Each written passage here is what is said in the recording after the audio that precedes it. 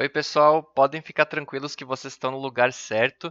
Tá aparecendo aí o logo de Stranger Things. A gente vai falar hoje sobre como funciona a Netflix. Esse é o nosso estudo de caso da camada de transporte, né? Então a gente vai abordar aí algumas questões relacionadas a como a Netflix consegue entregar um serviço com tanta qualidade como ela faz, né?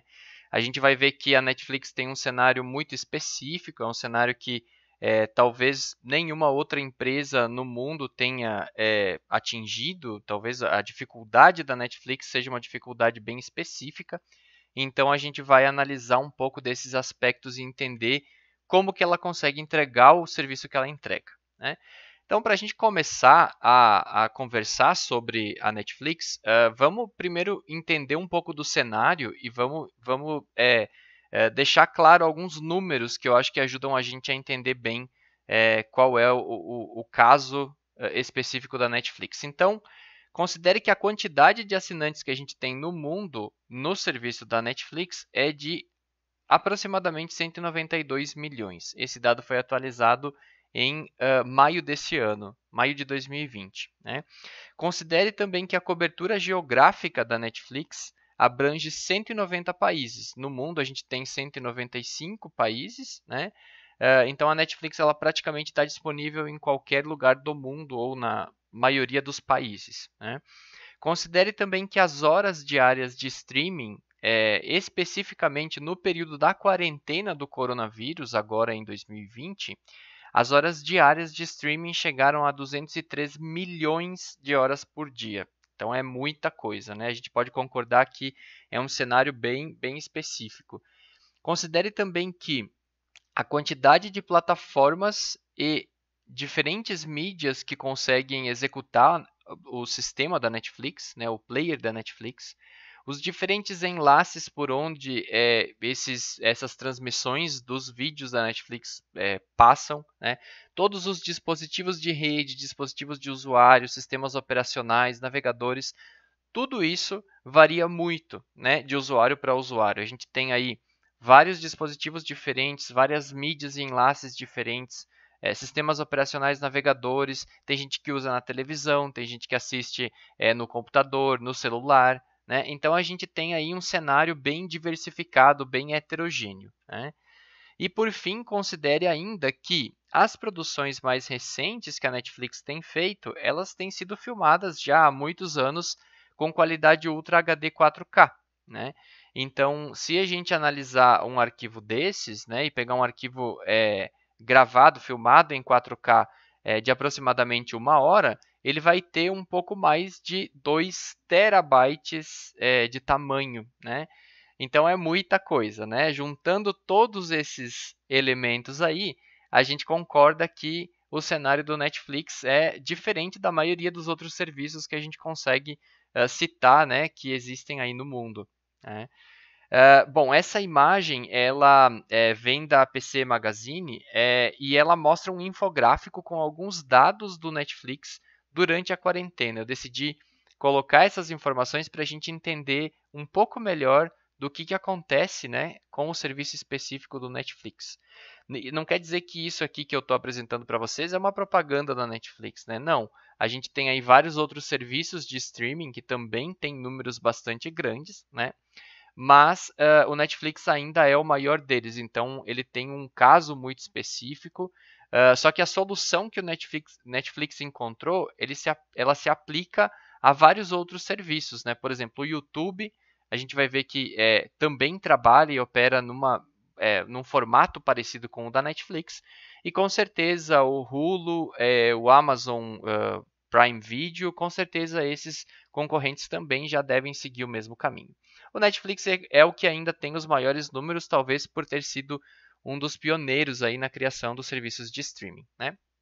Então, a gente pode ver aqui que eles citam que são 3,2 horas, né, a quantidade de tempo que um americano gasta no serviço de streaming da Netflix por dia, isso na quarentena, né? 9,6 GB é a quantidade de dados que o Netflix usa por dia, né? Então, para uma pessoa, né? Para um subscriber. Então, para um assinante do Netflix, em geral, se transfere 9,6 GB. 6,1 bilhões de horas é o tempo gasto no Netflix em um mês, né? Essa pesquisa ela aconteceu por volta do mês de maio, então era mais ou menos a visão que se tinha lá no mês de abril. E 527 milhões de terabytes seria então a quantidade de dados que o Netflix dos Estados Unidos tem que transferir para os seus usuários, ou teve que transferir para os seus usuários durante um mês, né? Então, assim, todos esses números eles são super assustadores, né? São números muito grandes. Mas o que eu queria trazer para vocês aqui é a percepção de que é um cenário muito específico e é um cenário que tem aí que lida com muita informação, com uma qualidade de serviço que vai ser muito específica desse serviço, né? Então a gente precisa de soluções bem específicas também para poder atingir aí a qualidade que os clientes assinantes querem. Agora a pergunta que eu faço para vocês é: se a gente já sabe como funciona o TCP e como funciona o UDP, né? Qual será que desses dois protocolos é o utilizado pela Netflix, né? Qual deles foi escolhido pela Netflix para poder fazer o envio desses dados todos para os clientes, né? A gente sabe que o UDP é orientado a desempenho, né? Então, num primeiro momento, quando você pensa na quantidade de informações que a Netflix precisa transferir todos os dias, a todo momento, para os seus clientes, seria natural a gente querer escolher um protocolo que tivesse um melhor desempenho, né? Que não fosse colocar ali uma carga extra em cima daqueles dados que já são massivos, né? Você tem grandes quantidades de informações, né? Só que o o Netflix usa é, na verdade, o TCP. Por que ela usa o TCP? Porque o TCP ele é perfeito para você fazer streaming de vídeo. Por que ele é perfeito? Porque no streaming de vídeo, a gente precisa usar uma técnica chamada buffering, que é quando a gente pré-carrega partes do vídeo para poder executar esse vídeo com uma maior fluidez para quem está assistindo, né? E isso é um dos recursos que o TCP provê. E graças à checagem de banda disponível e o controle de congestionamento que o TCP faz, o conteúdo acaba sendo obtido de uma forma, da forma mais rápida possível, né? Sem comprometer outras aplicações que estejam rodando na mesma rede e que sejam baseadas também em TCP. Né? Então, ele tem aí um controle muito bom de como você faz para várias aplicações coexistirem numa rede. E, além disso, um fator importante do Netflix é que não se trata de live streaming, né? A gente não tem transmissões em tempo real, como tem lá o YouTube, como tem as redes sociais, Instagram, Facebook, Twitter, né? A gente, no caso do Netflix, por mais que você dê play na hora que você quer, no conteúdo que você quer, ele não é um live streaming, ele não está sendo gerado naquele momento, né? Então, quer dizer, para todos esses casos, a gente vai ver que o TCP é a melhor escolha, né? E tem mais um fator envolvido aí, né, que não está escrito aqui no slide, mas que é importante também. Os usuários do Netflix pagam pelo serviço. E quando o usuário paga pelo serviço, ele quer o quê? Ele quer qualidade, né? Então, para você poder prover qualidade para o seu cliente, você precisa ter um serviço como o TCP que vai garantir que 100% do vídeo vai ser transferido para o seu cliente, né? Por mais que lá, às vezes, ele diminua um pouco, reduza um pouco a qualidade do vídeo em alguns momentos, né? Ainda assim você tem uma fluidez naquele conteúdo, né? Você não tem frames faltando, como você teria numa transmissão em tempo real, né?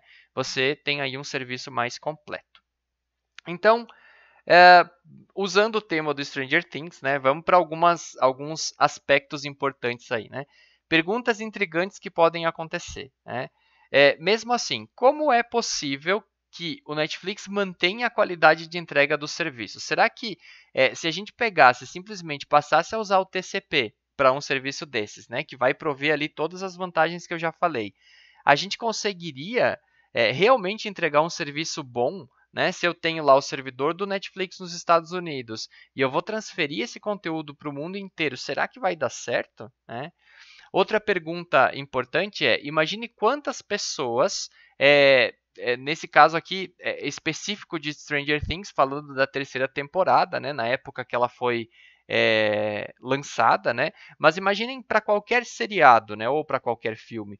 No momento que o Netflix lança uma temporada, muita gente dá play simultaneamente, né? Muita gente quer assistir ao mesmo tempo ou quer assistir logo que saiu, né? Como que é possível que o serviço não fique indisponível, né? Ou então vamos pensar numa outra situação. Imaginem que a gente esteja num horário de pico, por exemplo, 7 horas da noite, 8 horas da noite, quando todo mundo está em casa e decide dar play no Netflix, né? Num vídeo, num seriado, num filme, alguma coisa. Muita gente solicitando conteúdos, né, de uma mesma plataforma pode sobrecarregar, né? Como que o serviço deles não fica indisponível, né? Eu pelo menos particularmente, eu acho que eu nunca vi o Netflix indisponível, né? Agora eu não sei se alguém já teve essa experiência ou se isso já aconteceu em algum momento. Provavelmente a indisponibilidade tenha sido aí por alguns segundos ou alguns minutos no máximo, né? Então, será que é possível, será que é sempre possível prever uma rajada de requisições, né? Então, eu citei aí o lançamento de uma temporada qualquer de algum seriado muito importante, né? Dá para você prever uma rajada de requisições nesse caso. Agora, quando você tem, por exemplo, uma situação em que várias pessoas dão play em alguma coisa ao mesmo tempo, porque estavam assistindo a live de alguém muito famoso e essa pessoa indicou um seriado, por exemplo, e todo mundo foi lá e deu play na mesma hora, é difícil você prever esse tipo de situação. Então, o Netflix precisa estar preparado para vários aspectos, né? Tanto para o lançamento de um conteúdo novo, quanto para uma rajada de requisições que ele não estava esperando, né? E também, claro, o, o uso normal, né, do dia a dia que as pessoas aí vão estar utilizando todos em horários de pico normalmente, né? Então, qual que é o impacto global do serviço do Netflix nesse caso, né, que é um serviço aí utilizado pelo mundo todo, né? O impacto global na internet, né, do serviço da Netflix, vocês podem pensar que ele deve ser absurdo, né? Deve ser muito, muito grande, né? Na verdade, ele não é, porque mesmo com tanta gente assim dando play ao mesmo tempo, o tráfego na internet aumenta só um pouquinho, tá? Por que ele aumenta só um pouquinho, né? Não faz sentido, porque tem muita gente transferindo muita informação, né? Como que pode a internet não parar de funcionar ou como que a gente pode ter um serviço aí funcionando mesmo assim, né? Ou não atrapalhando outros serviços, né? Isso tudo se deve a uma decisão que a Netflix tomou lá em 2011. Tá? A Netflix é uma empresa que tem vários anos de vida, né? Se eu não me engano, ela foi criada nos anos 90 com outro propósito, né? Então ela, claro, se reinventou e lá em 2011 ela já estava percebendo que ela precisava tomar uma decisão aí com relação a todo esse cenário que eu apresentei para vocês até agora, né? Todas essas particularidades do serviço deles, né? Então eu pergunto, vocês têm alguma ideia de que decisão foi essa? Né? A decisão que eles tomaram foi a utilização de Content Delivery Networks, que são as CDNs, tá? Para quem nunca ouviu falar em CDN, a gente vai ter uma ideia aqui agora do que é isso, né?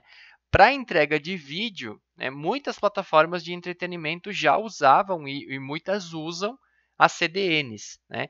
Essas CDNs são redes de fornecimento de conteúdo que são compostas por um sistema de vários computadores interligados, né, interligados em rede, disponíveis na internet que vão cooperar de uma maneira transparente para fornecer conteúdos a usuários finais, né? Então, a decisão que a Netflix tomou lá em 2011 foi de criar uma própria CDN global, quer dizer, não é simplesmente usar uma solução de SDN que já existia, né, na época. Ela, na verdade, teve que criar uma CDN própria, porque ninguém tinha os números que a Netflix tinha naquela época, né? Assim como hoje ela continua tendo números bem mais expressivos do que os concorrentes, ela então tomou essa decisão lá atrás, que com certeza vai tendo manutenção ao longo do tempo, mas que continua sendo aí a forma como eles operam para poder ter a entrega do serviço, né? Então, como que funciona uma CDN?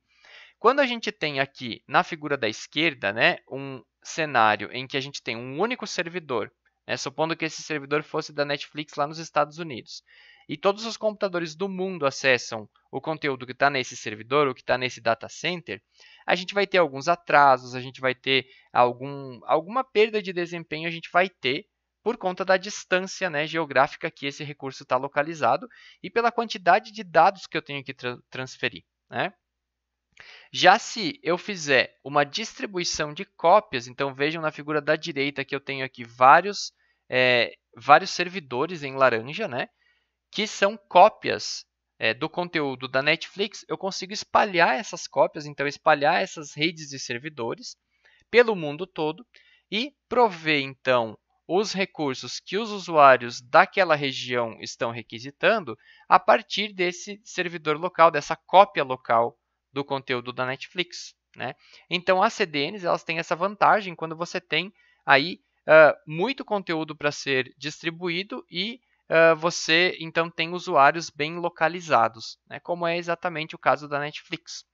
Então, a CDN global da Netflix ela se chama Netflix Open Connect, o NOC, né? Se vocês quiserem buscar um pouco mais sobre isso, vocês podem buscar por esse nome aí.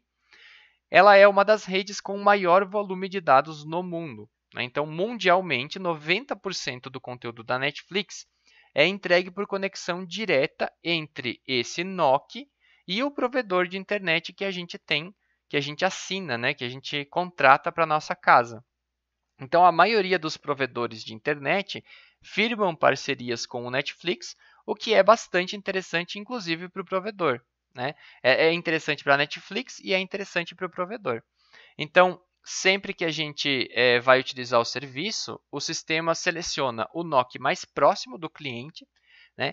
Para o nosso provedor de internet, o custo do tráfego de dados do Netflix acaba tendo custo zero, né? Você consegue simplesmente fazer acesso direto ao NOC mais próximo, que vai estar talvez num estado vizinho, que vai estar pelo menos dentro do próprio país, né? Numa região próxima. Então, o tráfego entre o NOC e os provedores de serviço de internet, eles têm custo zero, né? Tudo provavelmente bancado pela própria Netflix, né? Então, entrega diretamente para os nossos provedores. O conteúdo da Netflix tem uma característica que ele é extremamente regionalizado, né? A gente sabe que conteúdos que estão disponíveis, por exemplo, no Brasil, podem não estar disponíveis em outros países e vice-versa, né? Então, como as bases são muito regionalizadas, as cópias que se faz lá na CDN do Netflix, no NOC do Netflix, ela pode seguir essa característica regionalizada, né? Então, assim, por exemplo, na cópia das CDNs que ficam dentro do Brasil, a gente pode ter só cópias dos conteúdos que realmente podem ser acessados no Brasil, né? Então, seguindo lá os direitos autorais e tudo mais.